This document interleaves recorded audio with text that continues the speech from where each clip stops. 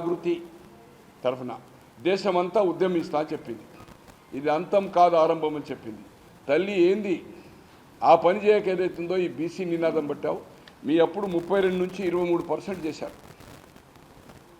మీ క్యాబినెట్లో కానీ కార్పొరేషన్లో కానీ జిల్లా పార్టీ అధ్యక్షులు కానీ ఎంతమంది బీసీలకు ఇచ్చారమ్మా? 9 సంవత్సరాల అధికారం ఉన్నారు.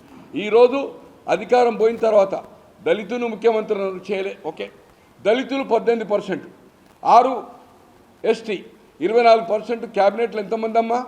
ఒక దళితుడు, ఒక గిరిజనుడు మాత్రమే. మహిళ అంటున్నారు. ఇలా మహిళా పర్సంటేజ్ కోసం పోరాటం అంటున్నారు. మొదటి క్యాబినెట్లో 2014 నుంచి 2018 వరకు క్యాబినెట్లో ఎవరు మహిళ లేరు. ఎంతమ్మా? మరి ఇలా 52% బీసీ అంటున్నావు. అప్పుడు ఏమైంది? మహిళలు 53% ఉన్నది. ఏమైంది? దళితులు ఏదైతుందో ఎమ్మెల్యేలు ఎలక్ట్ అయ్యి 18%, 6% ట్రైబల్ అయింది. వాళ్ళకు ప్రాతినిధ్యం ఇవ్వలే.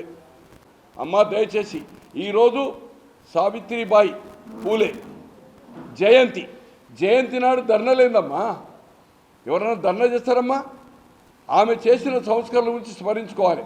ఈరోజు బీసీ రిజర్వేషన్ కోసం నువ్వు ధర్నా చేస్తున్నావు. సిగ్గుండాలా? అయితే నిన్న చేయనుండే, అయితే రేపు చేయి, ఇంకెప్పుడైనా చేయి. కానీ ఈరోజు జయంతి కార్యక్రమాలు చేసి వాళ్ళు చేసిన ఆ వాళ్ళిద్దరు భార్యాభర్తలు చేసిన సేవలను గుర్తించుకుంటానికి కోసం ఏదైతుందో స్మరించుకుంటానికి జయంతి కార్యక్రమాలు చేయాలి తప్పితే ధర్నా చేయడం ఏదైతుందో ఇది అవివేకము. పోటీ నడుస్తుందమ్మా.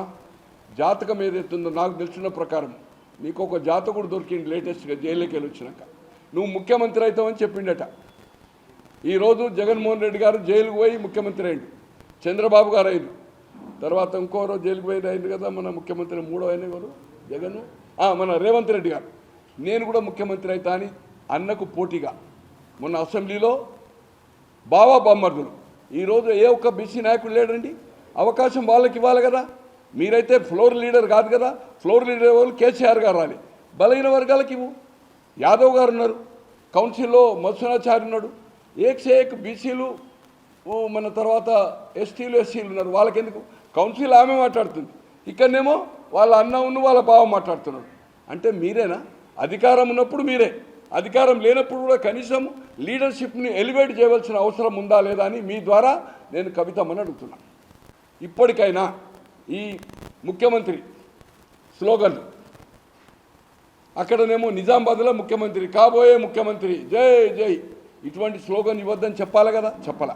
నిన్న నూతన సంవత్సరంలో కేటీఆర్ గారి సమక్షంలో అక్కడ కేటీఆర్ ముఖ్యమంత్రి. ఈ ఇద్దరు ముఖ్యమంత్రులు పోటీ ఏంటమ్మా? దయచేసి ఏదైతుందో జాతకాలు పక్కకు పెట్టమ్మా. అంత ఆషామాషి కాదు. ఇంకా 4 సంవత్సరాలు ఉంది. ముందుంది ముసుర్ల పండుగ. ఈరోజు కేటీఆర్ గారు చెప్తున్నారు స్థానిక సంస్థల ఎన్నికల్లో స్వీప్ చేస్తామని. అయ్యా దయచేసి కేటీఆర్ ఉత్తర కుమార ప్రగల్భాలు పలకకు. స్థానిక సంస్థల ఎన్నికల్లో నీకు బెటర్ రిజల్ట్ రావచ్చు లోకసభ కంటే. లోకసభ 0 అయింది, డిపాజిట్లు వేరే కనుక. కానీ మెజార్టీ రావడం అనేది impossible. It should be the definite. ప్రజలు ఏది అధికారం ఉంటే ఆ అధికారం వైపు ఓట్లేసిన చరిత్ర గత 40 సంవత్సరాలకెళ్ళి ఇది జరుగుతూ ఉంది. ఇది జరగబోతుందని మీ కరీంనగర్ ప్రెస్ ద్వారా అన్నా చెల్లెలకు విజ్ఞప్తి చేస్తున్నాను.